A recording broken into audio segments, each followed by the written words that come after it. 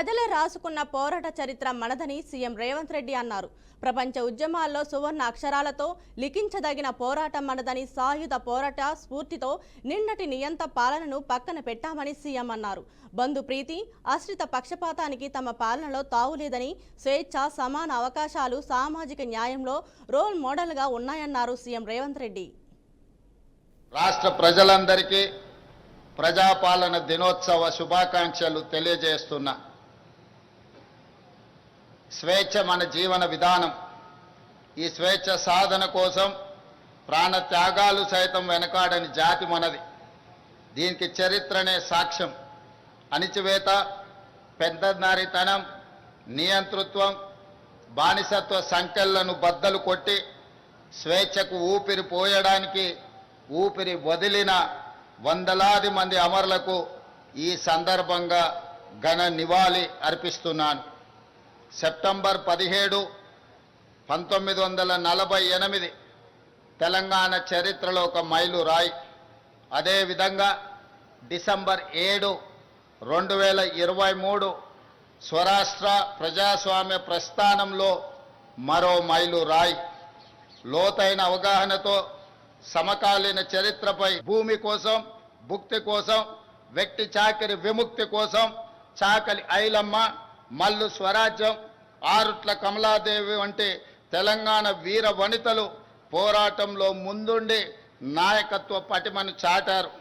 ఆ నాయకత్వ వారసత్వాన్ని పునికి పుచ్చుకొని నేడు ప్రజా ప్రభుత్వంలో మన ఆడబిడ్డల విజయగాథలను దేశానికి ఆదర్శంగా నిలుస్తున్నాయి.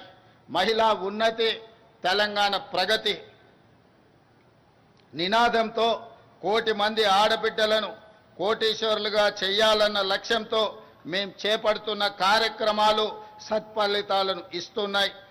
ఇందిరా మహిళా శక్తి పాలసీలో భాగంగా నారాయణపేట జిల్లాలో మహిళా సమైక్య ఆధ్వర్యంలో ఏర్పాటు చేసిన పెట్రోల్ బంకు ద్వారా 6 నెలల్లో 15,50,000 రూపాయల లాభం ఆర్జించి అవకాశం ఇస్తే అద్భుతాలు చేయగలరని ఇందిరమ్మ ఇండ్ల గృహ ప్రవేశ మహోత్సవంలో పాల్గొన్నప్పుడు ఆ పేదల కళ్ళల్లో చూసిన ఆనందం నాకెనలేని సంతృప్తిని, సంతోషాన్ని అందించింది. తొలి విడతగా 22,500 కోట్ల రూపాయలతో ప్రతి నియోజకవర్గంలో 3,500 ఇందిరమ్మ ఇల్లు లేని పేదవాళ్లకు అందించడం ద్వారా వాటికి సంబంధించి డబ్బుల చెల్లింపులు కూడా గ్రీన్ ఛానల్ ద్వారా నిర్మించుకున్న పని జరిగిన మరుక్షణమే ఆ పేదలకు నిధులను విడుదల చేస్తూ ఈనాడు పేదల యొక్క ఆత్మగౌరవాన్ని పెంచడానికి మా ప్రజా ప్రభుత్వం ప్రయత్నం చేస్తున్నదనడానికి నేను చెప్పడానికి సంతోషిస్తున్నాను.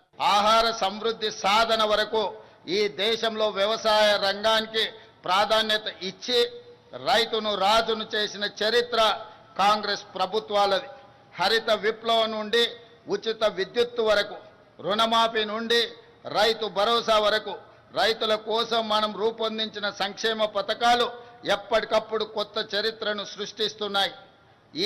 ఆ వారసత్వాన్ని ప్రజా ప్రభుత్వం కూడా మరింత గొప్పగా కొనసాగిస్తుంది.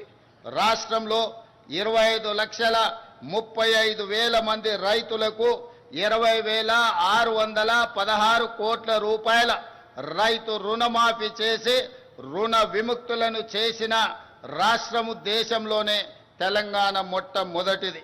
మాఫీ ఈ దేశంలో ఏ రాష్ట్రం చేయని విధంగా రైతులను ఆదుకునే ప్రయత్నం మా ప్రభుత్వం చేస్తున్నది. కృష్ణానది జలాలు, గోదావరి నదీ జలాలకు సంబంధించి ఈనాడు జరుగుతున్న చరిత్ర మీకందరికీ తెలుసు. ఈ 2 నదులు తెలంగాణ జీవ నదులు.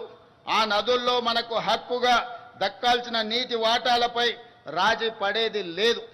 గత పాలకుల తప్పులను సరిదిద్ది ప్రతి చుక్క నీటిపై పక్కా హక్కులు సాధించే దిశగా కృష్ణా జలాల విషయంలో న్యాయ పోరాటానికి తెలంగాణ ప్రభుత్వం సిద్ధమవుతున్నది.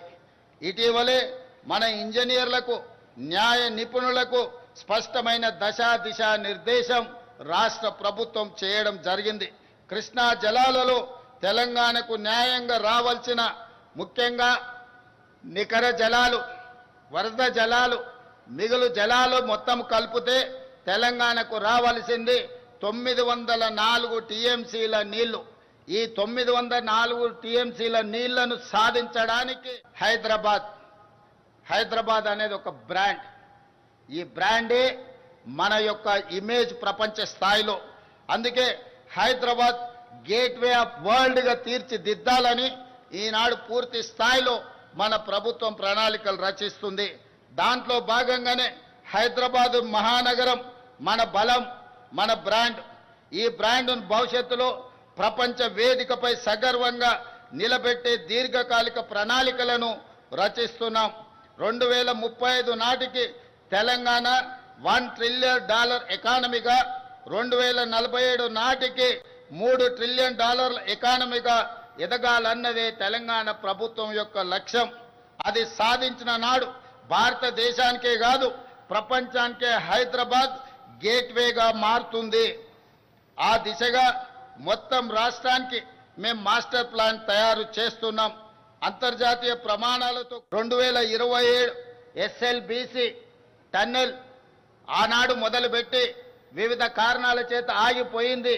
ఈ రోజు ఎస్ఎల్బిసి టన్నెల్ పూర్తి చేస్తే కృష్ణానది జలాలలో మన వాటాలను వినియోగించడమే కాదు, నల్గొండ జిల్లాలో ఉన్న ఫ్లోరైడ్ సమస్యను పరిష్కరించడమే కాకుండా 3,60,000 ఎకరాలకు సాగునీరును అందించి నల్గొండ జిల్లాను పట్టి పీడిస్తున్న ఫ్లోరైడ్ సమస్యను పరిష్కరించడానికి ఎస్ఎల్బిసి టన్నెల్ పూర్తి చేయాలి.